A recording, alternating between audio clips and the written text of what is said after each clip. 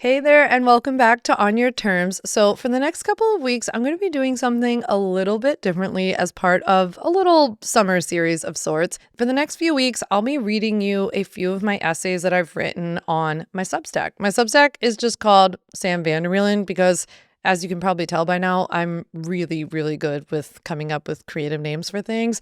But I have a Substack called Sam Vander where I share personal essays and behind the scenes, a lot about grief and loss, coming back from that grief and loss, and learning to, uncouple myself from overconsumption and overworking, and really learning how to be more present in my life. So all you have to do for the next couple of weeks until I come back with your full force regular episodes of On Your Terms is just kick back, put in your headphones, maybe even go for a walk, and listen to my reading of this week's essay from Substack. If you'd like to subscribe to my Substack so that you can also read these on Substack or on the app, go ahead and just click the link down below. It's completely free.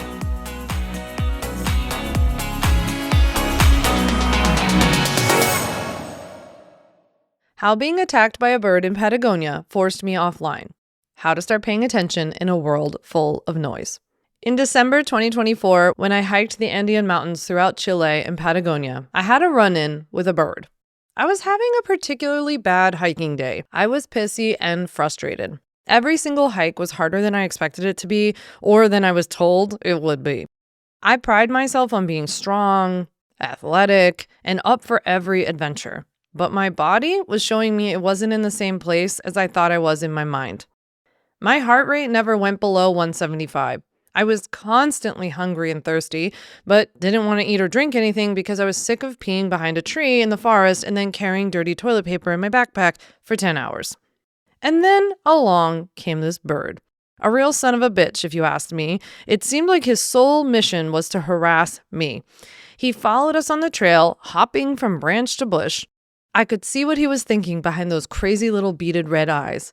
You're not in good enough shape for this. You think you're an athlete? Think again. You can't keep up. You're holding everybody else back. I told you, he was a real asshole. I wasn't into birds. Those beady little eyes and those creepy little wings, the way they dodge at your head when you're not looking, the fact that they can poop on you and ruin a perfectly good shirt at any minute. By the way, I don't care if it's good luck. It sucks. The seagull that stole an entire Core Brothers ice cream cone right out of my hands on the Ocean City, New Jersey boardwalk. I thought birds were kind of creepy, actually. I was sort of afraid of them. When I was 10, I'd accidentally let a blackbird into my room by leaving the screenless window open overnight. My mom told me to shut the door and leave the window open for him to leave. 6 months later, when I was rooting around in my sweater drawer to pull something out, let's just say I found out he never left. That bird is following you, our impeccably chiseled and mysteriously unwinded Chilean guide, Karina, astutely noticed. Then, seemingly out of nowhere, that crazy little bird dove down from the branch and looked like he was going to attack my head if I didn't duck. I had my phone in my hand because, when did I not have my phone in my hand back then? And I snapped a picture as quickly as I could. By the way, if you don't already subscribe to my Substack, it's worth it just to go see this picture of the bird swooping at me. Look at him. He looks insane. But something happens when you travel places that are so big, so grand beyond comprehension that you truly understand your place in the world. The fact that you're a speck on this planet that doesn't feel as large as it is when you're so closely sucked into your insular day-to-day. That you don't matter all that much, but like in a good way. That there are magical spaces and natural wonders that have been here for long, long before us, and that will be here hopefully, long after we're gone. I am a little worried about those glaciers, though. Or that you're just a tiny, tiny temporary witness to it all.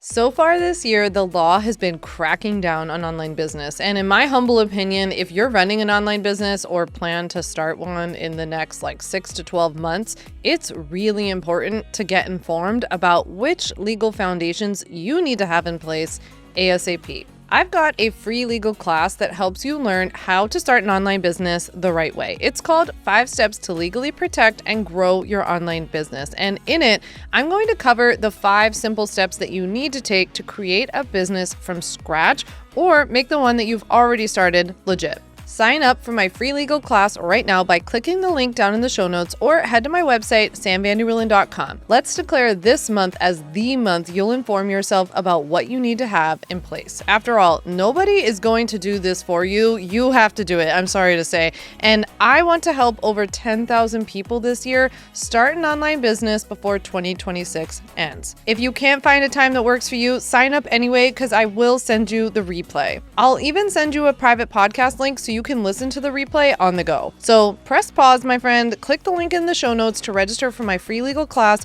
right now.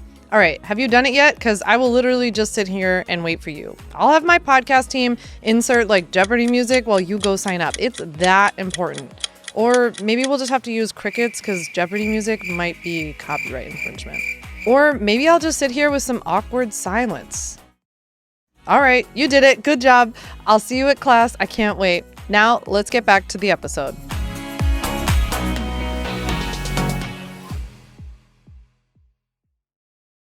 After Patagonia, as I traveled home to Long Island, I noticed the snowy white egrets sitting in the beach grass, their school bus-colored feet lifting out of the water as I drove around the bend leading to my house.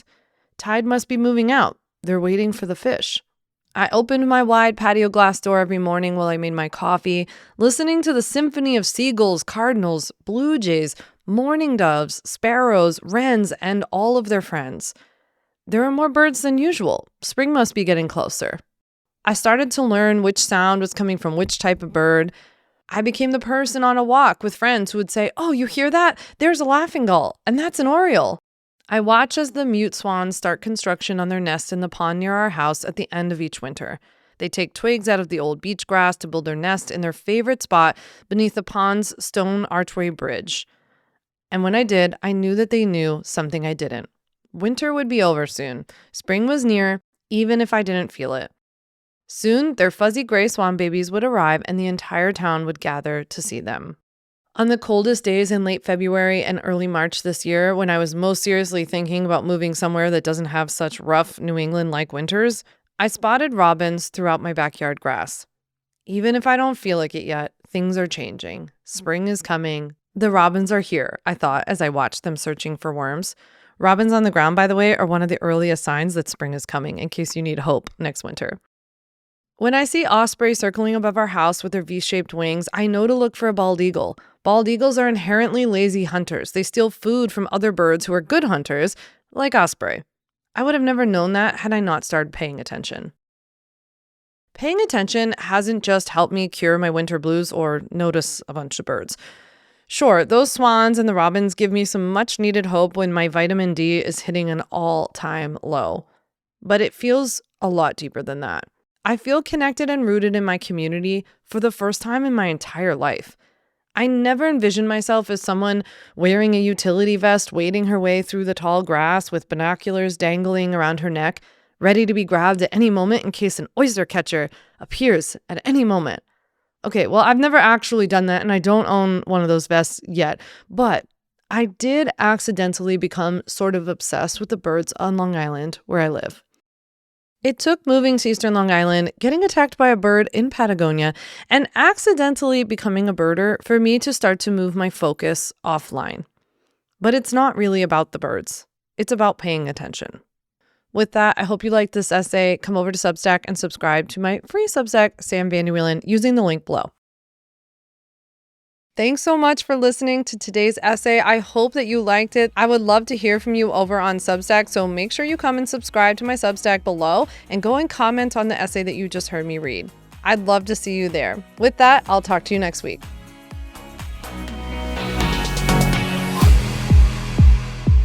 Thanks so much for listening to the On Your Terms podcast. Make sure to follow on Apple Podcasts, Spotify, or wherever you like to listen to podcasts. You can also check out all of our podcast episodes, show notes, links, and more at samvanderwielen.com/podcast. You can learn more about legally protecting your business and take my free legal workshop, 5 Steps to Legally Protect and Grow Your Online Business at samvanderwielen.com. And to stay connected and follow along, follow me on Instagram at samvanderwielen and send me a DM to say hi.